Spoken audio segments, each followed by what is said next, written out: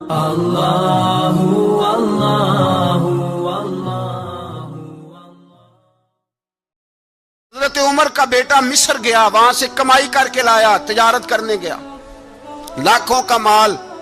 کون سا باپ ہے دنیا میں جس کا بیٹا باہر سے پیسے لے کے آئے تو ابا تفصیل پوچھے کہ بیٹا کہاں سے کمائے، کہاں سے لایا، کتنے ملے، کیوں آئے؟ کون سا باپ تفصیل پوچھتا ہے؟ ابا تو کہتا لا صحیح اور تعریفیں کرتا ہے، میرا بیٹا بڑی کمائی کرتا ہے۔ کبھی پوچھا ہے اس سے کہ ڈیوٹی صحیح دیتا ہے کہ نہیں؟ کبھی پوچھا ہے کہ تو ایمانداری کی روزی لاتا ہے کہ حرام کی کماتا ہے؟ یہ باپ کی ذمہ داری ہے، یہ اماں کی ذمہ داری ہے۔ پھر کہتا ہے بیماری کیسے آ گئی، پریشانی کیسے آ گئی؟ تو نے کبھی سوال کیا اپنی اولاد سے؟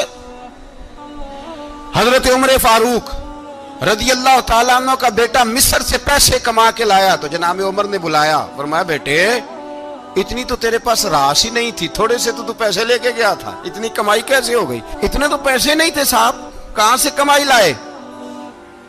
اس نے کہا ابا جی وہ جو میرے چچا ہے نا مصر کے گورنر، آپ کے دوست، انہوں نے میری مدد کی ہے۔ فرمایا جتنے لوگ گئے تھے سب کی ہے مدد اس نے؟ کہا نہیں صرف میری کی۔ فرمایا تیری کیوں کی؟ تیری کیوں کی؟ کہا حضور آپ کے دوست ہیں۔ فرمایا چپ کر، حضور انہوں نے مجھے اتنے پیسے دیے، میں نے کاروبار میں ڈالے تو نفع آیا تو میں ان کی رقم دے کے۔ فرمایا خاموش ہو جا، باقی جتنے لوگ گئے تھے سب کی مدد کی اس نے؟ کہا نہیں حضور صرف میری کی۔ فرمایا اس نے تیری مدد نہیں کی، اس نے خلیفہ کے بیٹے کی مدد کی، اس لیے کہ وہ خلیفہ کو اپنے حق میں نرم کر سکے۔ فرمایا آدھا مال تیرا ہے، آدھا مال غنیمت کا ہے، مال خزانہ کا ہے، مسلمانوں کا ہے، اس لیے کہ تو جو وہاں سے مال کما کے لایا ہے وہ اپنے باپ کے خلیفہ ہونے کی وجہ سے کما کے لایا ہے، لہذا رکھ ادھر۔ یہاں کہتے ہیں کدھر سے آیا، کیسے آیا، کون سا حساب دیں، کیا کریں؟ او بھائی حضرت عمر رضی اللہ تعالیٰ عنہ کا اپنی اولاد کے بارے میں یہ رنگ ہے۔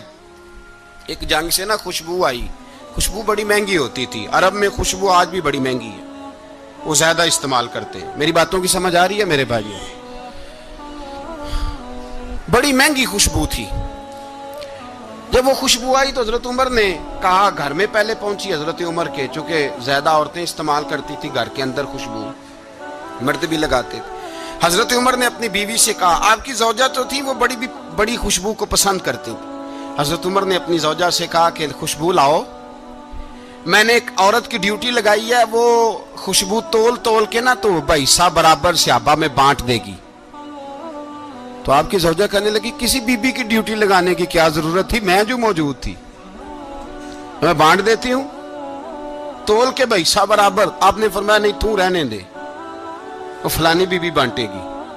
کہا حضور میں نے بھی بانٹنی ہے، میرے پہ کچھ حق ہے؟ آپ نے فرمایا نہیں تو تفصیل نہ پوچھ، تو خوشبو دے دے، کوئی اور بانٹے گی۔ خاتون خانہ تھی نا، کہنے لگی نہیں مجھے بھی آج آپ کو بتانا ہی پڑے گا کہ کوئی جو بانٹ سکتی ہے تو میں کیوں نہیں بانٹ سکتی؟ زوجہ کہتی عمر نے بات کی تو میری چیخیں نکل گئی۔ حضرت عمر فرمانے لگے جب تو خوشبو بانٹے گی نا تیرے ہاتھوں کو بھی لگے گی، تیرے دوپٹوں کو بھی لگ جائے گی۔ اگر رب کریم نے مجھ سے سوال پوچھا کہ عمر خوشبو تو مسلمانوں کی تھی، تیری بیوی کے دوپٹے کو کیوں لگ گئی، تو میں اللہ کے حضور کیا جواب دوں گا؟ اگر اللہ نے یہ سوال کیا کہ تیری بیوی نے کیوں لگائی، وہ تو حصہ تھا مسلمانوں کا، تو نے تیری بیوی نے کیوں لگائی؟ تو فرمایا میں نہیں چاہتا کہ اللہ کے حضور مجھے اور تجھے باز پرس ہو، لہذا کسی اور کو بانٹنے دے۔ زوجہ روئی اور تڑپ کے کہنے لگی عمر مجھے لگتا ہے صبح قیامت بھی تیری بیوی ہونے کی وجہ سے اللہ مجھے جنت عطا فرما دے گا، تیری زوجہ ہونے کی برکت سے۔ بھائی یہ معیار رکھا، خدا کی قسم ایسا شخص تاریخ میں دوبارہ نہیں آیا۔ اتنا بڑا آدمی، اتنا بڑا شخص، اتنا بڑا آدمی، اور پھر رنگ یہ ہے کہ عمر 22 لاکھ مربع میل کا حکمران، 22 لاکھ، اور کھجور کے درخت کے نیچے مٹی کا ڈھیلا لے کے سو گئے ہیں، پرواہ کوئی نہیں، کوئی مسئلہ ہی نہیں۔ دو غلام ساتھ بیٹھے تو ایک روٹی حضرت عمر نے گھر سے منگوائی، تھوڑا سا سرکہ، تو غلام کہنے لگے ہم نے بھی کھانی ہے۔ فرمایا کوئی حرج نہیں، روٹی کو پیٹ بھر کے کھانا ضروری تو نہیں، 3 حصوں میں بانٹ لیتے۔ ایک آدمی آیا ہوا تھا مصر کا رہنے والا ملنے کے لیے، اس نے پوچھا عمر کدھر ہے؟ تو کہا وہ ادھر جاؤ مسجد میں بیٹھے ہوں گے. اور واپس آیا تو کہنے لگا وہاں تو 3 غلام بیٹھے ہیں, ایک روٹی بانٹ بانٹ کے کھا رہے ہیں, لگتا ہے کئی دنوں سے روٹی نہیں ملی. کہا 3 غلام تو کوئی نہیں, وہاں 2 ہی تھے, تیسرے تو امیر المومنین تھے. اس نے کہا نہیں نہیں 3 غلام ہیں, کپڑے بھی ایک طرح کے پہنے ہوئے, بلکہ 2 کے تو پھر صحیح ہیں, تیسرے کے تو زیادہ ماڑے ہیں. کپڑے بھی ایک طرح کے, کھانا پینا بھی ایک طرح کا, اور ان کا نشست برخاست بھی ایک طرح کی ہے, لہذا کوئی فرق نہیں. حضرت ابو ہریرہ کہتے ہیں میں لے کے آیا, اور جناب عمر کو جب میں نے کچی زمین میں تامت سمیٹ بیٹھے دیکھا تو میں رو پڑا. میں نے اس مصر سے آنے والے کو کہا تو اس کے جلوے دیکھ, اگر اس کی ذات میں اتنا حسن ہے تو محمد عربی کا مقام کیا ہوگا. یہ مقام غور ہے, مقام غور. 10 محرم کو لوگ دیگے پکائیں گے نا, نہیں پکانی ہے؟ کوئی بول دے نہیں, ہاں نہ نہیں کر دے. پروگرام بدلیا تو نہیں دی عید کی کہ وہی کام شروع ہویا ہے لات ٹائٹ ہونے والا. کیوں جی, پکنی ہے نا دیکھیں 10 محرم کو انشاءاللہ تعالی. ہم بھی پکائیں گے انشاءاللہ, یہاں بھی پروگرام ہوگا. تو 10 محرم کو جو دیگ پکنی ہے تو ایسا نہیں ہو سکتا کہ 1 محرم کو حضرت عمر کے نام کی بھی کوئی پک جائے. اگر امام حسن حسین کے نام کی دیگیں پکیں تو جو امام حسن حسین سے پیار کرنے والے ہیں, جو امام حسن حسین سے, ہم لوگوں نے بھی عجیب رٹا اپنایا ہے نا. ہم لوگ بات کا ایک پہلو دیکھتے ہیں, دوسرا نہیں دیکھتے. حضرت امام حسن اور حسین کو بھی نبی پاک نے شہید کہا, اور جناب عمر کو بھی رسول اللہ نے خود شہید فرمایا. فرمایا شہید ہے, خود فرمایا اپنی زبان سے کہ یہ شہید ہے, خود میرا عمر شہید ہے. تو ان کے نام کی دیگ نہیں پکنی چاہیے, اس طرف نہیں ہماری توجہ ہونی چاہیے. اور اہل بیت نبو, یہ بات میں پہلے بھی کرتا ہوں, آج پھر کرنا ضروری سمجھتا ہوں. اہل بیت کا پیار سن لو کان کھول کے, اہل بیت کا پیار اگر ہمیں کسی نے سکھایا ہے تو سیدنا عمر فاروق نے سکھایا ہے. اہل بیت نبوت کی محبت اگر کسی نے سکھائی ہے تو کس نے سکھائی ہے؟ بول کے بتائیے. حضرت عمر نے. اہل بیت کا پیار ہمیں حضرت عمر نے بول کر کے سکھایا ہے. بھائی یاد رکھیں, کسی کی طاقت نہیں تھی دم مارنے کی حضرت عمر کے سامنے, طاقت ہی نہیں تھی. کیسر و کسرا کانپ جاتے تھے, جرأت ہی نہیں کرتے تھے حضرت. اور ہمارے تو تعلقات بڑے ہیں نا غیروں سے. حضرت ابو موسیٰ اشعری رضی اللہ تعالیٰ عنہ فرماتے ہیں میرا منشی سائی تھا, وہ کاتب کہتے تھے وہ لوگ, میرا حساب کتاب عیسائی تھا. تو فرماتے ہیں ایک دن میں نے وہ سارا حساب کتاب لین دین کے حضرت عمر کو دکھائے تو فرمانے لگے جس نے لکھے ہیں اس کو بلاؤ. کہنے لگے حضور مسجد نہیں آ سکتا. کیوں نہیں آ سکتا؟ کہنے لگے وہ عیسائی ہے. کہتے ہیں حضرت عمر جلال میں آ گئے. آپ فرمانے لگے جنہیں رب دور کرتا ہے تم کیوں قریب کرتے ہو؟ جنہیں اللہ دور کرتا ہے. فرمایا تم غیروں کو اگر عہدے دو گے تو اپنوں کا کیا بنے گا؟ اگر تم غیروں کو عہدے دو گے تو اپنوں کا. یہ سوچ ہے جو آج برما کے مسلمانوں کے لیے بھی ضروری ہے. کہا اگر تم غیروں کو عہدے دو گے تو اپنوں کا. ہم نے غیروں کو عہدے دیے تو دیکھا نا اپنے کس طرح کاٹے جا رہے ہیں. غیروں کو جو عہدے دے دیے جرانے سارے غیروں سے. روز دعویٰ ہوتا ہے چین ہمارا سجن ہے, چین ہمارا دوست ہے. او بھائی دوست ہے تو اس سے کہو نا کہ برما تو تمہاری ایک چھوٹی سی ریاست ہے, چین کے بغیر تو وہ سانس بھی نہیں لے سکتا. اس کو کہو نا اس حکومت پہ دباؤ ڈالے. لیکن ہم لوگوں نے غیروں کو عہدے دیے تو اپنے پس گئے. حضرت عمر کہتے تھے ذمی کا ہم ادب کریں گے, ذمی کافر کا ہم, ایسا کافر جو مسلمان ریاست کو قبول کرے, بدامنی نہ پھیلائے. ایک آدمی کو آپ نے دیکھا آنکھوں سے نابینا ہے اور بھیک مانگ رہا ہے, تو حضرت عمر کو نظر آ گیا. فرمایا کون ہو؟ اس نے کہا میں یہودی ہوں. فرمایا بھیک کیوں مانگتے ہو؟ کہا جب تک تندرست تھا مسلمانوں کو جزیہ دیتا تھا, بوڑھا ہو گیا ہوں کیا کروں. حضرت عمر نے گھوڑے کی پشت پہ بٹھایا, کافر کو گھوڑے کی پشت پہ بٹھایا اور بٹھا کے مدینے لائے. حضرت علی شیر خدا وزیر خزانہ تھے. فرمایا علی اس کا وظیفہ جاری کرو. کہا یہ کون ہے؟ فرمایا یہ یہودی ہے لیکن یہ ہمیں جزیہ دیتا رہا, بوڑھا ہو گیا بیچارہ, بھیک مانگنے پہ مجبور ہے, ہماری حکومت کے اندر رہتا ہے, اس کا پورا وظیفہ جتنا خرچہ اتنا وظیفہ لگاؤ. حضرت علی کہتے ہیں میں وظیفہ لگا رہا تھا اور وہ میرے نبی کا کلمہ پڑھ رہا تھا, وہ رسول اللہ کا کلمہ پڑھ رہا تھا. یہ مزاج, یہ نہیں کہ کافر. حضرت عمر نے گورنروں کو خط لکھے تھے کہ زبردستی کسی کو مسلمان نہیں کرنا, جہاں ان کی عبادت گاہیں بنی ہو گرانی نہیں, کوئی مندر کوئی گرجا ضائع نہیں کرنا. اسلام سب کو جینے کا موقع دیتا ہے، پر بےایمانوں، ظالموں، بدذاتوں، تمہیں یہ کہتا ہے کہ ہم تمہیں جینے کا موقع دیتے، تم بھی مسلمانوں کو جینے کا موقع دو۔ یہ جہاں بستے ہیں، جہاں رہتے ہیں، انہیں وہاں جینے کا موقع دو، انہیں بھی اللہ اکبر کہنے کا موقع دو، انہیں بھی قرآن پڑھنے کا موقع دو، انہیں بھی رسول اللہ پر درود پڑھنے کا موقع دو۔ ہمارے ملک میں عیسائی اپنی مرضی سے کھلے عام تبلیغ کرتے ہیں، یہاں تو چینل چلائے ہیں عیسائیوں نے۔ کسی مذہبی جماعت نے کبھی جلوس نکالا ہے کہ عیسائیوں کا چینل بند کرو؟ بولے نکلا ہے کہ نہیں نکلا؟ کتنے ظلم کی بات ہے۔ ہم جب غیر کو اتنا تحفظ دیتے ہیں، اتنا تحفظ دیتے ہیں، ہم نے دیکھا ہے، مجھے بیسیوں لوگوں نے عید پہ ٹیلی فون کیے کہ عیسائیوں کو قربانی کا گوشت دے لیں، مجبور ہیں جی، دروازے پہ آ گئے ہیں، ہمارے کام کاج کرتے ہیں۔ بیسیوں لوگ، عام آدمی کے دل میں ان کا اتنا جذبہ ہے، وہ مسائل کا بیان کرنے ایک علیحدہ بات، لیکن ہمارے دل کافر کے حق میں بھی نرم ہو جاتے ہیں۔ تم کس قدر زیادہ بےایمان ہو، اور کفر کس قدر زیادہ ذلیل ہو گیا ہے کہ مسلمان کے حق میں نرم ہوتا ہی نہیں۔ اور اس سے بڑے ذلیل وہ ہیں جو ان ذلیلوں کے سپورٹر ہیں، وہ کسی عرب ملک کے حکمران ہو یا کسی اور جگہ کے، وہ بڑے ذلیل ہیں جو ان ذلیلوں کے سپورٹر ہیں، جو برما کی بچیوں کے قتل پر اپنی حکومتیں چمکا رہے ہیں، انہیں شرم نہیں آتی۔ اس قدر مسلمان تڑپا ہے، لیکن ان بے غیرتوں کو ذرا ہوش نہیں آئی، اور یہ ان کے کماش، ان کے دلال جو ہر جگہ ان کی سپورٹ کر کے اپنی حکومتیں قائم کرتے ہیں، بے ایمانوں کو پتہ نہیں کہ کب ان پر اللہ کا عذاب اترے گا اور کس طرح ان کے پرخشے اڑیں گے۔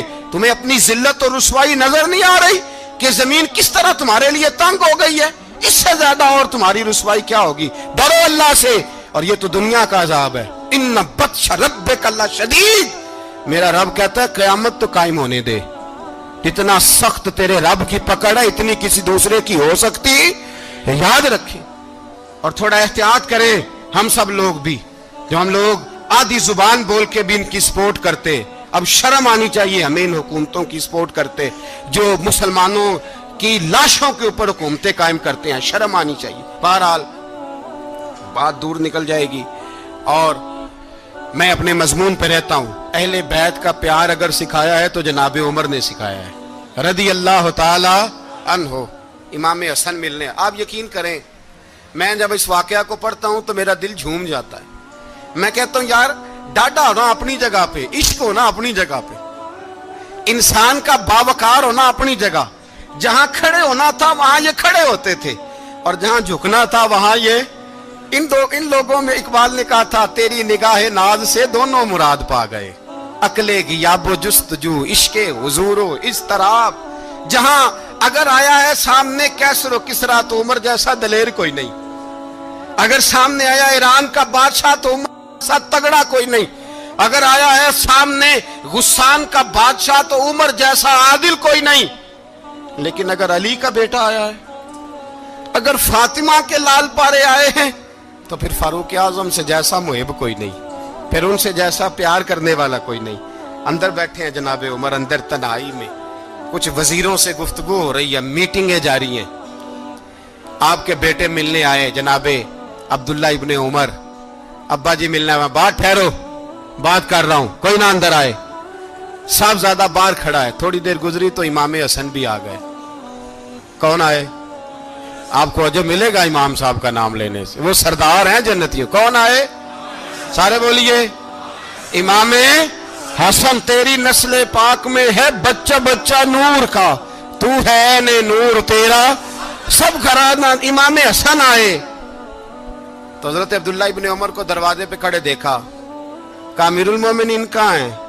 کہنے لگے حضرت عمر کے بیٹے۔ کہنے لگے وہ اندر بیٹھے، کچھ میٹنگ ہو رہی ہے، اور انہوں نے کہا کوئی اندر نہ آئے، لیکن آپ جانا چاہیں تو چلے جائیں، آپ جانا چاہیں تو، تیری نسل پاک میں ہے بچہ بچہ نور، آپ جانا چاہیں تو چلے جائیں۔ تو انہوں نے کہا جب آپ باہر کھڑے ہیں تو مجھے کوئی اتنا ضروری کام نہیں، اور ابھی زور کی نماز تھوڑی دیر میں ہوگی، میں مسجد میں مل لوں گا امیر المومنین سے۔ یہ بات کہہ کے امام حسن چلے گئے۔ یار اتنی بڑی بات نہیں تھی، اتنی بڑی بات نہیں تھی۔ وہ میرے استادوں کا بیٹا بھی آئے تو کہا ٹھیک ہے جی، وہ سوئے ہوئے ہیں تو کوئی غرض نہیں یار، میں ٹھہر کے آ جاؤں گا، کوئی بڑی بات نہیں تھی، دیکھا جائے تو بڑی بات نہیں تھی، پر بات بہت بڑی تھی، اس لیے کہ یہ خالی حسن نہیں، یہ حسن ابن علی ہے، یہ حضرت فاطمہ کے لخت جگر، حضرت عمر باہر نکلے, عبداللہ ابن عمر سے پوچھا کوئی آیا تو نہیں؟ تو کہا حضور امام حسن آئے تھے. تو کہا پھر شہزادے کو اندر کیوں نہیں بھیجا؟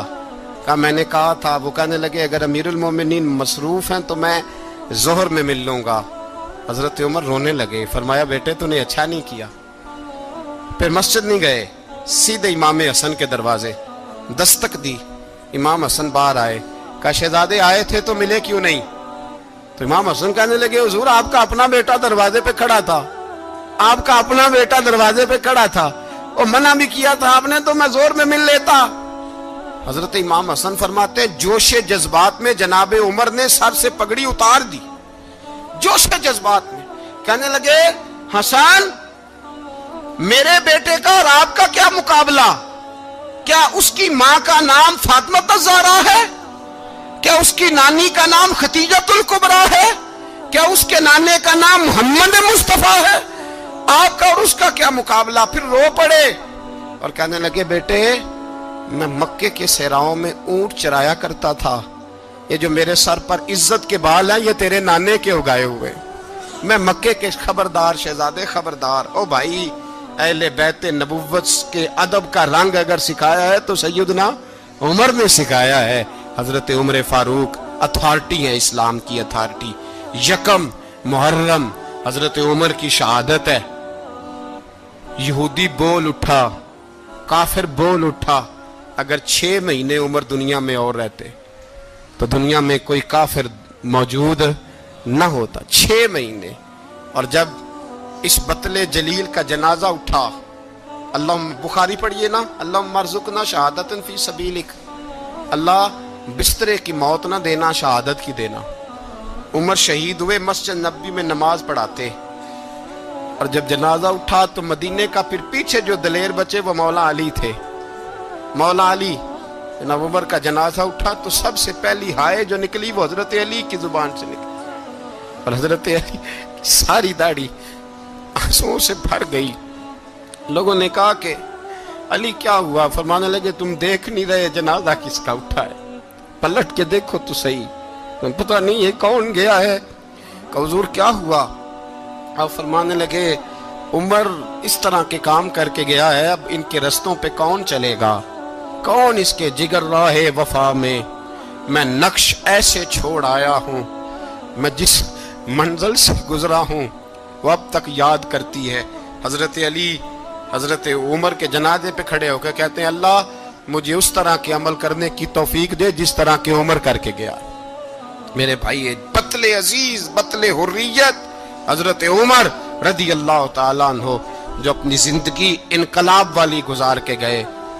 عمر جب دنیا سے گئے تو 80 دینار کا قرضہ تھا, 22 لاکھ مربع میل کا حکمران, اور اپنے بیٹے سے کہنے لگے بیٹے کوشش کرنا تیرے خاندان والے مل کے میرا قرضہ اتار دے, میری قبر پہ بوجھ نہ رہے, اور اگر خاندان والے مدد نہ کریں تو میرے دوستوں سے بات کرنا, وہ مدد نہ کریں تو پھر علی سے بات کرنا.